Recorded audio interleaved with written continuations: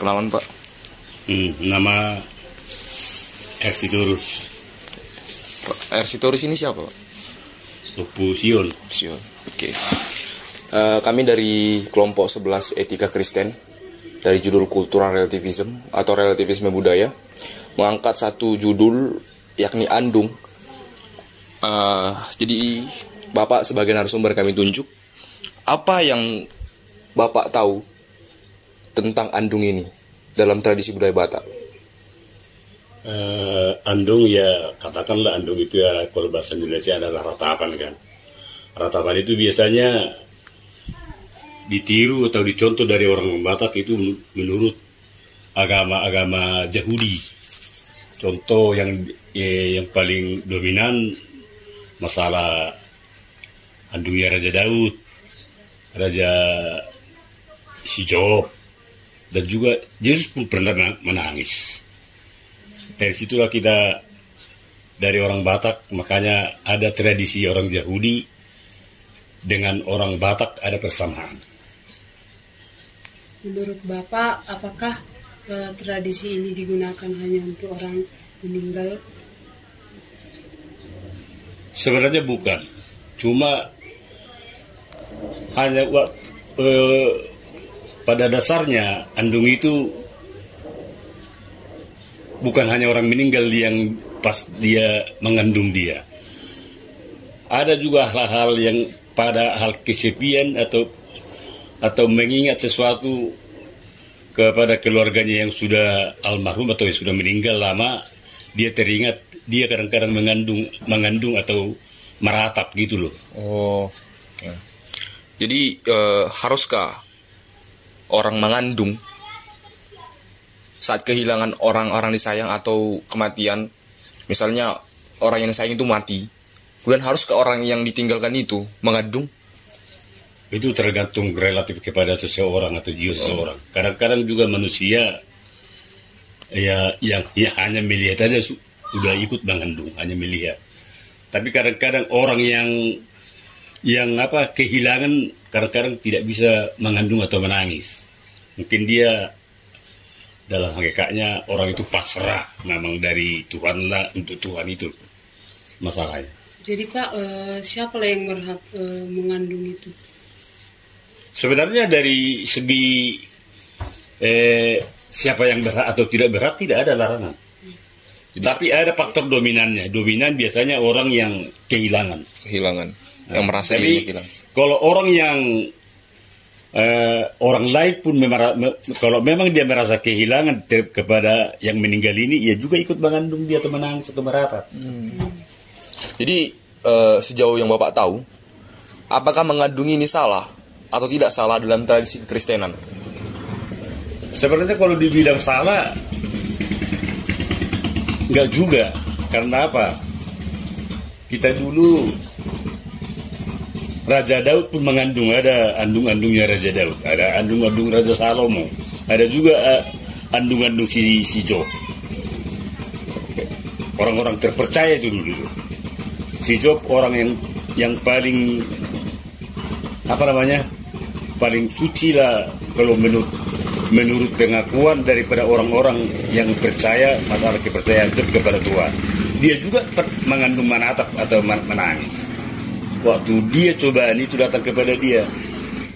Tapi bukan dia menyesalkan Tuhannya, bukan. Tetapi dia menyesalkan, menangisi, meratapi kenapa dia harus dilahirkan. Itu aja andung-andung si Job. Jadi bicara soal transformasi andung ini kan Pak, kalau andung pada zaman dahulu itu dianggap seperti penyembahan leluhur, karena mereka memanggil atau menyapa orang-orang yang sudah mati, melihat kematian. Misalnya gini, anaknya mati, bereng jo opung nggak mati anak mon. Jadi kesannya dia memanggil orang yang sudah mati untuk melihat orang mati.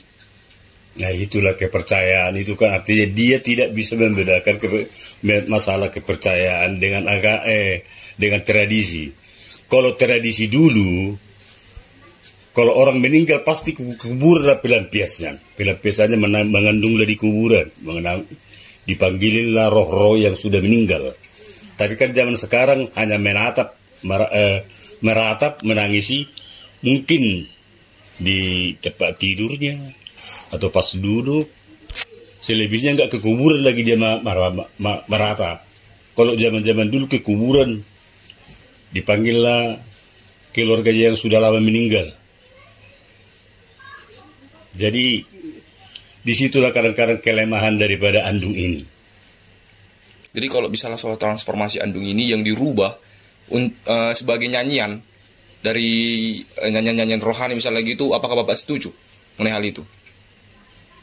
Ya boleh dibilang setuju nggak setuju ya, tapi kalau cara pribadi ya nggak bisa lah kita tentukan, karena masalah pribadinya orang dengan pribadinya orang lain, pribadi tradisi dengan pribadi umum beda-beda.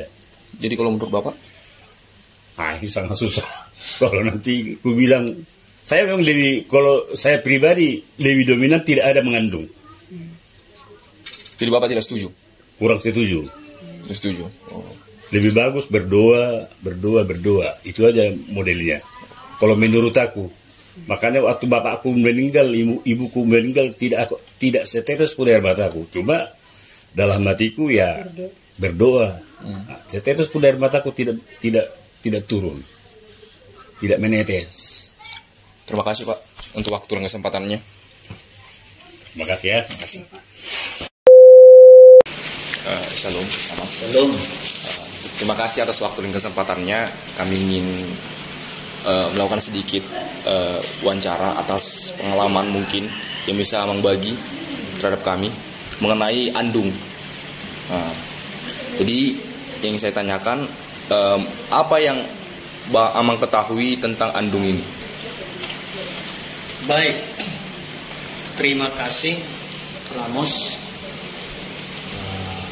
dan Grace atas pertemuan kita ini. Jadi kalau membicarakan tentang andung, berbicara tentang kehidupan. Biasanya umumnya andung itu dilakukan oleh seseorang seringkali yang dituakan atau lebih tua, tetapi dia sudah seperti mempunyai profesi itu, mengandung. Bisa jadi ini ada hubungan kekerabatan dengan orang atau keluarga yang sedang berduka secara khusus. Bisa jadi tidak ada hubungan sama sekali, tetapi mereka satu kampung. Biasanya pengandung ini, yang mengandung ini harus mengetahui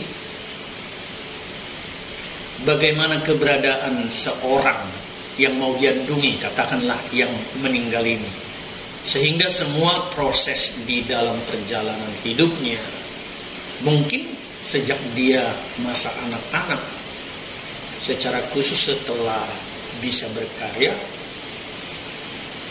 yang mengandung ini akan mengalunkan melalui andung, bernyanyi dengan suasana mengandung. Akan dia utarakan semua pengutaraan melalui andungnya tentang orang yang meninggal itu. Dan itu seringkali berhubungan dengan falsafah-falsafah hidup. Itu dulu yang bisa disampaikan. Jadi menurut Amang, pada saat kapan andung ini dapat dilakukan? Apakah pada saat ada orang meninggal kayak gitu? Secara umum ya. Katakanlah ada seorang yang meninggal, seorang ibu yang usia 70 tahun. Dan yang mengandung ini mungkin 60 tahun. Apalagi kalau mereka mempunyai hubungan kekerabatan atau pertemanan, wah, bisa andungnya itu mendatangkan suatu pengertian yang begitu mendalam bagi orang yang mendengar. Orang ini rupanya seperti ini ya, yang meninggal ini. Baik yang tidak mengenalnya, apalagi yang mengenalnya. Begitu. Tapi menurut Amang, haruskah orang mengandung saat kehilangan orang yang disayang? Nah, ini menarik sebenarnya. Kalau berbicara tentang mengandung itu, agak sedikit kita melebar. Pertama, ada uniknya orang Batak. Mengapa? Salah satu di antaranya, ekspresi setiap perjalanan hidupnya itu bisa dibuat menjadi suatu artistik, nilai seni. Bahkan andung ini menyampaikan sesuatu, memberitahukan sesuatu dengan seni andung. Nah, sebelum masuknya ke Kristenan, bisa andung itu menjadi sebuah perlombaan. Di satu keluarga yang meninggal ini, bisa orang mengandung itu lebih dari 1, 2, 3 orang. Misalnya si A mengandung dulu, mengisi waktu, kemudian diisi oleh si B, kemudian diisi oleh si C. Dan andung itu menjadi sebuah seni kehidupan. Bahkan dianggap itu penggabungan antara ritual, seni kehidupan. Namun setelah masuknya ke Kristenan, kadang-kala saya pikir kekristenan itu salah memahami andung itu. Padahal andung itu tidak selamanya makna kesedihan yang mau disampaikan. Katakanlah si A yang meninggal usia 70 tahun, yang mengandung itu 60 tahun, dan mengetahui kehidupan yang meninggal ini begitu rupa, luar biasa, dia suka menolong orang lain. Dia akan diandungkan itu. Dia utarakan sedemikian rupa baiknya orang ini semasa hidupnya.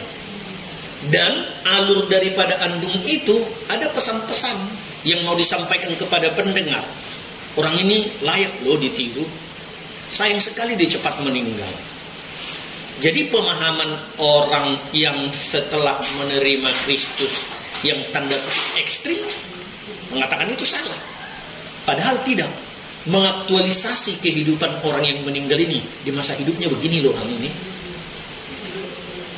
Saya pikir harus mungkin dibuat seimbang pemahamannya.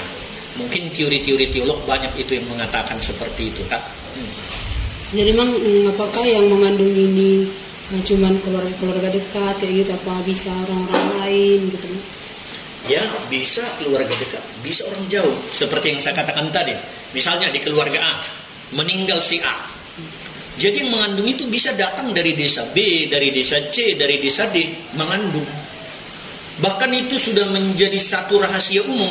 Kalau nanti inang yang itu mengandung, bisa penuh rumah itu. Mendengar karena begitu syahdunya dia menyampaikan itu, mengandung itu. Seninya luar biasa. Pada saat kita menyaksikan yang memahami makna-makna mengandung itu, merasa sangat sayang kalau dia tidak menyaksikan itu. Nah, begitu. Jadi bisa dari kerabat, bisa tidak, bahkan dari kampung lain pun. Bahkan kadangkala itu dianggap semacam tanda petik, walaupun tidak seperti di acara-acara televisi, misalnya idol, semacam pertandingan itu, mengandung itu. Misalnya mengandunglah si Ramos, luar biasa, datang si Grace mengandung lebih lagi, wah mengandung lagi saya, hebat kali rumahnya hidupnya kawan ini waktu hidupnya ya. Jadi terungkap semua lewat andung itu. Jadi sejauh yang Amang ketahui kan masalah andung ini, apakah andung ini salah atau tidak salah dalam kekristenan?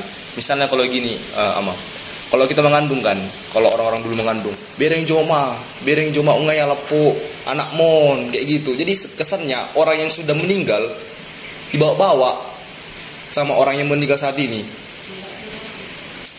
Iya, saya lupa nama teolog itu siapa, tapi nanti Ramos coba cek dulu sama Grace. Apa Richard Nehbur atau apa? Jadi dia katakan begini, adat dengan Kristus atau Kristus dengan adat. Jadi ada pemahaman 4 di dalam kehidupan adat dengan Kristus. Ada menganggap yang pertama, adat itu lebih tinggi dari Kristus. Ada yang menganggap sebaliknya, Kristus itu lebih tinggi dari adat. Ada yang mengatakan adat itu sama dengan Kristus, sama dengan adat. Namun yang paling pas menurut beliau ini, saya lupa namanya, Richard Nehbur atau siapa, tapi coba nanti cek. Kristus itu mentransformasi adat. Berasal dari dua kata transformasi ya. Trans, berangkat dari satu tempat ke tempat, baru formasi bentuk. Saya pikir kalau berangkat dari sini, kalaulah dulu atau sekarang ada yang mengandung memahami bahwa yang meninggal itu masih mempunyai tondi, harus kembali di Batak itu sudido martondi, meja ini martondi, handphonemu ini martondi, hepeng martondi, sudido martondi. Itu dibuktikan. Kalau kau main-main dengan meja ini, tidak kau pakai meja ini dengan bagus, bisa meja ini memperlakukan kita tidak bagus. Sampai begitu pemahamannya. Jadi kalau berangkat dari situ, Richard Niebuhr ini, coba nanti cek sekali lagi, harus memang dipahami betul. Kalau memang dia menganggap yang meninggal itu masih pribadi yang utuh, yang hidup, apalagi sesuai dengan teologinya Paulus, di dalam diri manusia itu ada 3, tubuh, roh, dan jiwa. Saya pikir memang dosa. Tapi kalau mengandung itu sebagai bahagian daripada romantika kehidupan, kesedihan yang mau disampaikan, tidak komunikasi dengan yang meninggal, why not? Mengapa tidak? Artinya melepas keberangkatan yang disayangi. Nah, kalaulah ada yang menganggap itu dosa dan aktualisasinya menurut memang kekristenan, bahwa komunikasi antara yang hidup dengan mati seperti berargumentasi, walaupun yang mati ini tidak bisa lagi berbicara, saya pikir memang tidak pas juga. Ya, kalau dosa bisa dikatakan dari teologi sistematika sudah pasti dosa. Kalau dari teologi etika, tunggu dulu, mungkin etika situasi, ya kan? Dari Preacher. Nah, itu yang bisa saya jelaskan. Artinya memahami budaya, termasuk budaya Batak, apa asal usul katanya, bagaimana pemahamannya, perkembangannya juga bagaimana, harus kita tahu. Baru kita perbandingkanlah dengan kekristenan. Kalau memang perlu sebuah pemahaman yang pas menurut kekristenan, mari seperti yang katakan Niebuhr itu, kita transformasi dia akan berdosa. Itu menurut saya. Jadi Amang setuju kalau bicara soal transformasi kan. Transformasi masalah andung ini dulu dianggap sebagai menyembah leluhur seperti itu. Dan sekarang transformasikan sebagai lagu-lagu rohani, lagu-lagu bukuende, lagu-lagu nyanyian rohani lah untuk mengandungi orang mati ini. Menurut abang itu bisa ditolerir lah istilahnya. Maksudnya bagaimana? Misalnya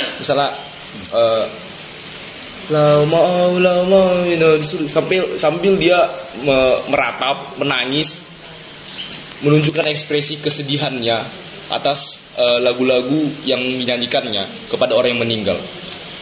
Kalau saya melihat dari 3 kacamata ya. Pertama, kalau dari segi kacamata adatnya, ya marilah kita lihat itu secara utuh melalui adatnya. Tidak ada yang salah. Baru kedua, secara emosional, kalau dia melakukan itu dengan terkontrol, artinya dia menyanyikan atau orang lain juga menyanyikan lauma di surga. Mungkin maksudnya perpisahan itu yang membuat dia menangis. Sebenarnya di baliknya itu ada sukacita dia, karena yang pergi ini mau ke surga. Baru secara etika, setelah dia mengandung, setelah selesai marede lauma, mungkin nggak lama lagi bisa diajak komunikasi, bisa diajak senyum, bisa diajak tertawa, bahkan lebih dari itu. Pertanda dia sebenarnya pengimplementasiannya di dalam situasi itu bisa menyatakan 3 hal. Ya, aku bersedih pergi mamaku, tetapi karena aku tahu dia pergi ke surga, ya aku suka cita. Itu begitu, bro. Terima kasih lah Mang untuk waktu dan kesempatannya sudah menjawab pertanyaan-pertanyaan kami untuk memenuhi tugas dan tanggung jawab kami dalam paper makalah etika Kristen. Iya. Oke, thank you, terima kasih Ramos, Sitorus dan Chris Sibarani. Terima kasih untuk kesempatan ini ya. Yuk, Tuhan berkati ya.